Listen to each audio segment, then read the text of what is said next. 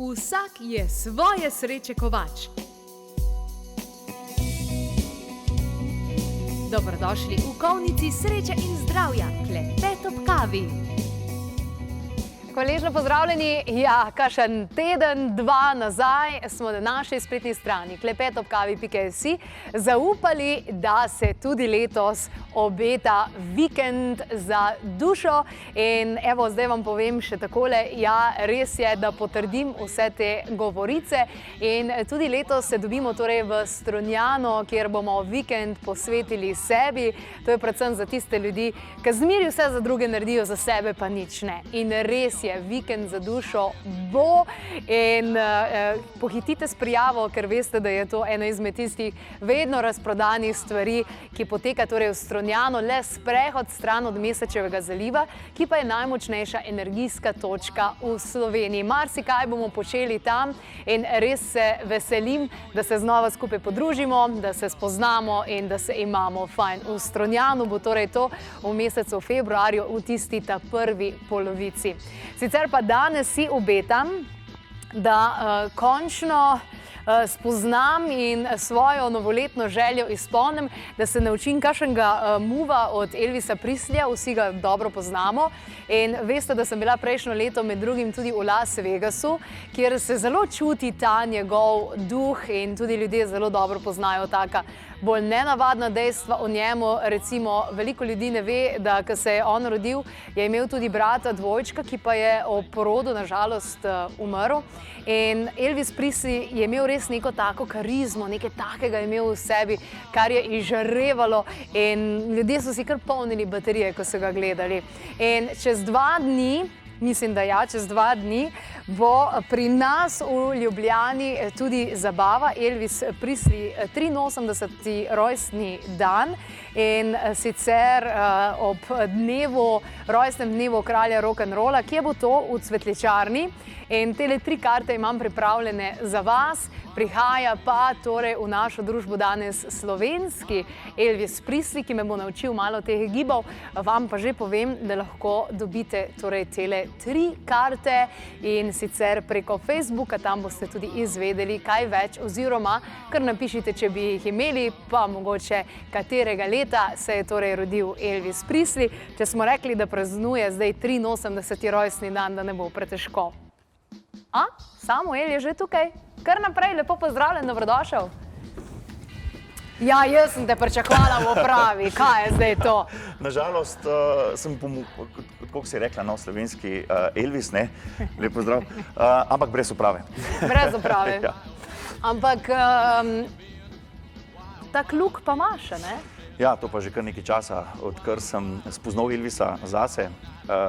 Nekako, ko sem šel v frizerju, sem rekel, zdaj pa takole, ne, tlele imam sliko od tega modela, da me tako postriži, ne. In to se me nekako že drži, no, tako da zdaj v bistvu glih ni taka frizura, kot jo imel Elvis, ne, ampak nek približek. Ampak imaš take obrazne poteze, pa to so ti ljudje že prej. Meni se zdi, no, kaj pa vem? Ne vem, jaz, ko se v špegel pogledam samega sebe, vidim tako, no, če bi pa Elvisa videl, pa da bi bilo to res naravno, potem bi bilo pa to še toliko lepše. Glasba, ki jo vi ustvarjate skupaj z bendom, je pa Elvisova, ne? Ja, naš bend se ukvarja dejansko samo z interpretacijo Elvisove glasbe. In je to ena taka potem izkušnja, recimo similarna temu, kako je bilo, ko je bil Elvis še živ, ko je dejansko vse to tudi sam izvajal, recimo v Vegasu je bil kar precej. Zdaj, mislim, tako, mi to doživljamo na svoj način, ne, in seveda tudi, bom rekel drugače, kot je to, kdaj Elvis doživljal, ker Elvis je bil v vseh teh svojih glasbenih potezah, lahko rečem za tiste čase, kar dost pionir. Drugačen je bil. Ja, veliko ljudi se je tudi po njemu zgledovalo, konec koncev potem tudi vsi veliko glasbenikov še potem, ne, tudi bendi, ki niso ukvarjali samo rock'n'roll glasbo, tudi rock glasbo, kakršnokoli drugo glasbo. Je znano potem, da so nekje imeli kot vzor Elvisa, ne.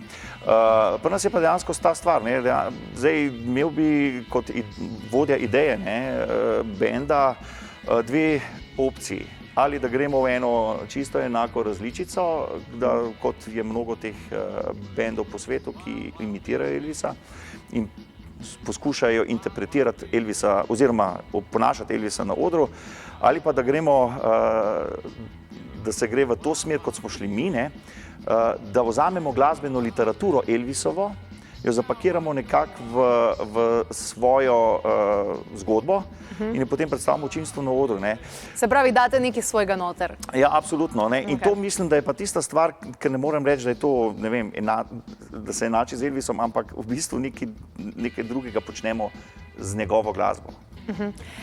Kaj se tebi zdi, a si kdaj razmišljal tako, pa kaj je Elvis imel še vse, pa neko tako energijo ali kaj, da je bil tak magnet za ljudi? V zadnjih časih se veliko govori o tem X-faktorju. Okay. In jaz mislim, da je bil Elvis, rekel bi to srečo, da je on imel ta X-faktor. Njemu dejansko, kako bi rekel, ustrezalo vse. Ne. On je imel postavo, on je izgledal, on je imel glas, on je imel, konec koncev se je tudi upal. Ne. Sredini, se pravi, 20. stoletja, ne, ko je on uspeval leta 54, je bilo na glasbenem področju toliko tabu tem, ki jih je on v bistvu podrl čez noč. In cel svet se je upiral temu, njemu, eni osebi, pa ni uspel, ne, zato ker je pač enostavno vztrajal na svojem, ne, in če se berejo njegove biografije ali pa če se gleda kakršnekoli dokumentacije iz tistih časov, se dejansko vidi, kak človek je to bil. Ne? On je imel neko vizijo in od tega sploh ni odstopil. Se pravi, je bil trmast. Trmast je bil, ja. In hkrati čuden, kar ga je delalo čudovitega in čudežnega. Ja, no vse zato, ker je v bistvu imel ta X-faktor po moje, ker pač tudi ni bil čredosledec, ne, se temu, to moramo vedeti, ne, on v bistvu ni upošteval to, kar so mu drugi povedali. On je faktično tako naredil, ne, da je poslušal druge, ne, ki so mu govorili, kako morajo narediti in v bistvu delal prav kontra tem. Se pravi, je ohranil lastno, individualno sebe in je samega sebe slišal. A ne bi bilo nam vsem lažje, če bi to imeli že tudi tako prirojeno, oziroma da se ne bi rabili učiti tega? Mislim, da bi bilo dolgočasno, ne, ker potem bi bile same zvezde na svetu in to tudi ne bi bilo. A ja, no, pa nimajo vsi te želje, da bi bili zvezde. Ja, ampak dobro, jasno, mislim, vse moram povedati, da večina ljudi nekako imajo svoj X-faktor, ki ga potem v življenju tudi uveljavijo, ne glede na to, kaj počnejo, so zdaj v poklicih ali so v kakršnikoli vodilnih pozicijah ali pa kakor v družinah, pač vsak ima svoj X-faktor. Meni je všeč, da prirejate zabavo, kjer se bo veliko plesalo, a ne? Ker zdaj se mi zdi, da se bistveno manj pleše, kakor se je včasih. In tudi težko je včasih že meni kot ženski najdete recimo za te plese, ki se za rokce držiš, a ne? Ja. Da najdeš partnerje, ki pa res dobro pleše. Ja. In kak move pa to od Elvisa bi jaz tudi rada znala? No, če sem karkoli naredil, je to, da nikoli nisem oponašal njegovih movov, ne? A ja? Ja, zato ker eno stvar sem si vedno rekel, ne, sam pri sebi. Elvis je bil na odru tako čudovit. Ja. On je kakršnekoli potezo je na odru naredil. Je bilo to njegovo, je bilo to spontano. Mislim, meni so šli, če lahko kritiziram, ker ga imam včasih tudi za kritizirati, najbolj na živce njegovi karate gibi na odru, ne, specialno v teh 70-ih letih v tisti beli obleki, ne, samo vseeno, to je bilo njegovo, ne, in nihče drug se tega ni upal narediti, ne, in žal je tako, da vsi, ki pa to poskušajo oponašati na odru, ne, Ja. pa potem izgleda malo kot klavni, no, in jaz sem se vedno nekaj rekel, če pa karkoli nočem, pa nočem biti klavn na odru. Kaj pa me nič ne boš pokazal? Mislim, Pa pokazal... se jaz ne rabim za na oder znati, veš? Mislim, jaz tudi ne bi vedel pokazati njegovih gibov, zato ker jih dejansko, karkoli bi zdaj pokazal, bi bilo to... Ja, pa moram pa jaz trenirati svojo nenavezanost na cilj, a ne? Mislim, Tudi to. lahko pa povem nekaj o njegovih gibih, to ne. Dejansko on, ko je začel plesati na odru, ne, Ja. on je vedno opazoval tudi prej, ko je imel že možnost gledati po televizijah, pa če je pogledal njegove kolege takrat, ne, ker on je bil skupaj z Jerry Lee Lewisom, z Johnnyjem Cashom, z Chuck Berryjem, vsem tem zadevam, in oni so imeli neko individualno predstavo na odru, ne. No, in on je v bistvu rekel, ja, pa to je dolgočasno, ne, to je dejansko dolgočasno, ne, in nekako je od prvega trenutka, ker je pač čutil to, kar poje in to, kar dela, dejansko je v bistvu začel gibati z se pravi s temi njegovimi nogami in potem z boki. Ne. Ampak spontanost, ne? Koliko je recimo pomembna spontanost? Jaz kamorkoli grem, ko se izobražujem, pa taka, ne? Spontanost je tista, kjer si pretočen, kjer se stvari zgodijo samo od sebe. To naučenost, ki v bistvu se dela z glavo, tega smo siti oziroma tega imamo dovolj. Tega niti ne čutimo, ne začutimo kot nek X-faktor. Mogoče je ravno to ta X-faktor, da si spontan in da si to, kar si, brez mask. Ja, sej, mislim, v show biznisu sta dve točke. Ne. Ena točka je v bistvu tista režija, pa tista koreografija ali pa nekaj, kar je pač naučeno in mora biti zato, da dobro zgleda. Ne. Druga zadeva se pa dejansko to, kot si že ugotovila, ne, pri glasbenikih dejansko vidi, a je to spontano ali pa je naučeno. Ne. In tisto, kar je naučeno, dejansko velikokrat potem izpade ne dosti sproščeno, ampak kar dosti trdo, pa togo in zategnjeno. In ker seveda vsak človek mora samega sebe dati na odru. Vsem pri teh uponaševalcev Elvisa, ne, vse tega je mnogo videti na internetu, se včasih prvo mogoče usedeš pa se rečeš, pa je to sploh res, ne. Ker probajo biti neki naučeni in to ne izgleda, ne. No, tudi v slovenski narodno-zabavni glasbi je bilo podobno. Modrijani, ki so zasloveli, ki so res ratali neki bolj pomembni, ki si pogledal te mlade ansamble, isto glasbo, isti način. Nekateri so bili Madonna, isto so se začeli gibati po odru, kakor Blaž, recimo. Meni je šlo to, pač bom se grdo izrazila, meni je šlo to na kozlanje, dobesedno. Ker je kje je tvoja originalnost, kje je tvoja inovativnost, pokaži se, kdo si ti, ne kopirati ljudi. No, sam tle se potem itak na roki, ne, se vidi, Modrijani so uspeli mogoče ni zaradi tega, ker so bili oni prvi, ki so bili malo drugačni, ne. Vsi ostali, ki jih oponašajo, ne morejo biti tako avtentični. Se spet nekdo najde v katerikoli žanru. Recimo, če že gremo omenjati druge ansamble, recimo Slovenska Siddharta, ne, je bil bend, ki je takrat, ko so začeli, imeli nekaj svojega. Prezenca na odru, glasba, vse te stvari, kombinacija instrumentov in takih naprej. In potem sem bil enkrat na enem koncertu, kjer so se predstavljali mladi rock bendi in je bilo prav zanimivo, koliko Siddhart sem jaz tam slišal. Ne? Ja, prav hitro pride do tega. Biti drugačen, biti čuden pomeni biti čudovit in čudodelen, ne? To mi je res tako fina besedna igra. Tale trenutek pa mi pogledamo, poleg tega, da se bo zgodil tale koncert in vi lahko dobite 3 vstopnice, kaj vse se še dogaja sicer tale mesec, sicer bolj čez dan, ker tole bo pa zvečer. Kaj nekomu koristijo milijoni, če je reven zdravja, reven ljubezni, reven smeha, spoštovanja? Denar ni edini, ki predstavlja merilo za revščino ali bogastvo, a je tisti, zaradi katerega je ogromno ljudi v stresu. Celo dokazali so, da ima stres zaradi denarja na telo podoben učinek kot fizično mučenje. Izstopite iz začaranega kroga, da boste dobili občutek kontrole nad svojim življenjem in financami. Zadajte si to za leto 2018 in se udeležite januarskega celodnevnega seminarja o obilju, kjer se boste naučili ključnih tehnik in metod. Celodnevni seminar 20. januarja je namenjen predvsem procesu osebnostne osvoboditve na vseh področjih. Vabljeni na seminar obilja 20. januarja. Več informacij na www.klepetobkavi.si ali 02 6200 230. In še to, ne tisto, kar je tvoj poklic. Tisto, za kar si poklican, bi moral delati v življenju in obstaja pot do tja. Na seminarju vam bomo pokazali in vas opremili z orodji, a prehoditi jo boste še vedno morali sami. Novo leto, nov začetek s predavanjem o sibirski fitomedicini v Celju z Marijo Ano Kolman ob 6. popoldan.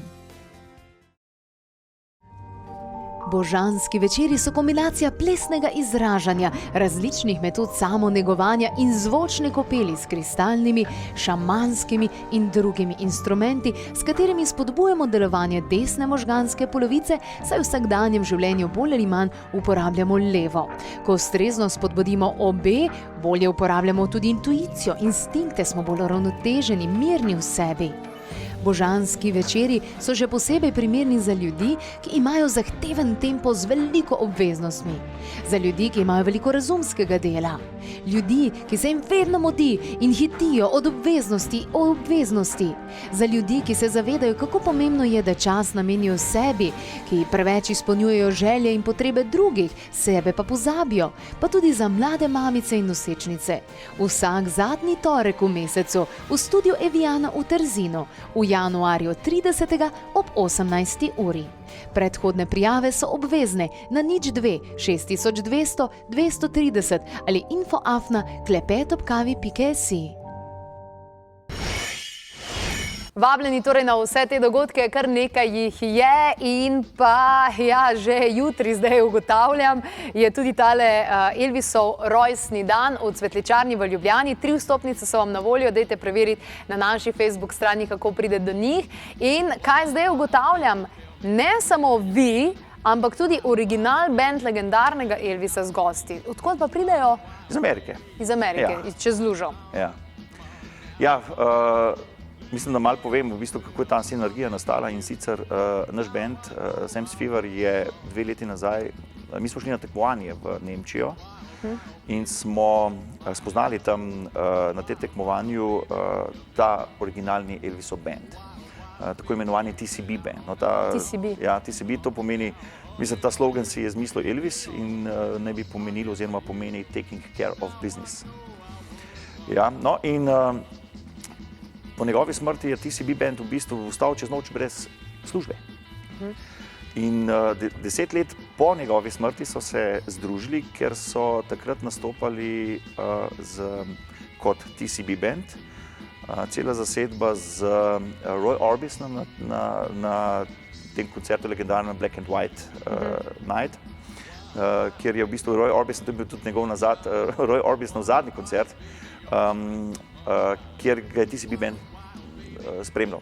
No, potem so pa začeli v bistvu spet obujati idejo in so rekli, kaj pa če bi mi naredili spet svojo zgodbo in igramo Elvisa naprej, pač najdemo interprete, ki njegovo pesmi pojejo in bi igrali. No, in to se ta zadeva tako začela, s tem, da je potem leta 2002 ob 25. obletnici njegove smrti so naredili prvi on-screen show. To pomeni, da so vzeli koncert Aloha from Hawaii, Elvisa sfiltrirali, njegov glas pa njegovo sliko sfiltrirali iz posnetkov, projicirali na platni in kompletno originalni band, takrat, ki je Elvisa spremljal v 70. letih, TCB band, Imperial Systems Quartet, Sweet Inspirations in še ostali, so v bistvu ob njegovem originalnem glasu prizorili ponovno ta koncert. Wow, bravo! No in te zgodbe se dogajajo in to so oni zdaj počeli in počenjajo še vedno. To so fanti, ki so stari tam okoli 80 let in nastopajo po svetu in zdaj imajo januarja, so začeli za turnejo in jutri pridejo v Cvetličarno, to pomeni kitarist James Burton, ki je z Elvisom neprestano nastopal, njegov pianist Glendy Hardin in pa bobnar Ronnie Tutt, na čelu z avstrijskim interpretom, pevcem Denisom Jailom. No in mi smo se spoznali takrat, 2015, smo bili, ker smo na tem tekmovanju zmagali, smo bili potem, naša nagrada bila, da smo bili njihova predskupina in tako smo ostali v stiku. No. In smo potem tudi leto kasneje, se pravi leto 2016, smo bili skupaj na križarjenju. Letos smo bili spet, mislim lansko leto moram povedati, ker smo bili spet skupaj na festivalu v Bad Nauheimu in tako so potem te ideje nekako nastali in smo rekli, da pridite v Ljubljano in naredimo skupaj koncert. In zdaj bomo to Slovenci lahko doživeli. Ja, tako. Ful fajn. Res krasen. Pa tudi lahko prijemo tako oblečeni, pa tako? Ja, vi lahko prijete oblečeni tako, kakor vam paše. Ja, no, mislim taka, ne, bi bilo... Kakor vam paše. Seveda, priporočeno, ne, vsi radi vidimo, da je to nekje v stilu. Ja. V stilu Elvisa, pa v stilu tistih časov, ko je Elvis nastopal, drugače pa seveda ni dress coda, tako da... Ja, malo treba omare odpreti, pa malo globoko sežta, ne? Moram pa povedati, da je pa danes večer še v kavarni Union, pa celo še ena specialiteta za tiste prave die-hard fane. Imamo pa kavarni Union, se pravi hotela Union, pa meet and greet, to se pravi, da tisti, ki hočejo, se lahko pridružijo potem zvečer v kavarni, pričetkom ob 20. uri, kjer lahko potem v živo spoznajo Elvisove glasbenike in se z njimi tudi pogovarjajo. Wow, to pa je res nekaj posebenega za muzičarje, ne? Ja, mislim, tako bom rekel, ne samo za glasbenike, temveč tudi za vse ljudi, ki imajo neki en odnos do Elvisa. Ja. Najlepša hvala za to, Hvala da za si danes povabilo. prišel, pa hvala. Malenkost. Fina mi je. Hvala ti lepa. CD, pa moj avto je tukaj nov, da nimam več na CD-ja, ampak bom našla način. Se najde način. Super. Me veseli. Hvala ti, lepa. bodi lepo. Evo, kot smo rekli, veliko je možnosti in priložnosti, da dvignemo svojo rit iz kavčev in gremo malo v live, da gremo malo se naplesati, naučiti se malo ukvarjati sam s sabo. Se veste, vikendi za dušo, seminarije, vse to je za ovinkom. Tako da ja, gremo, akcija, dosti izgovorov, malo je treba iti ven, pa pokazati, da imamo življenje v sebi, pa še koga spoznati.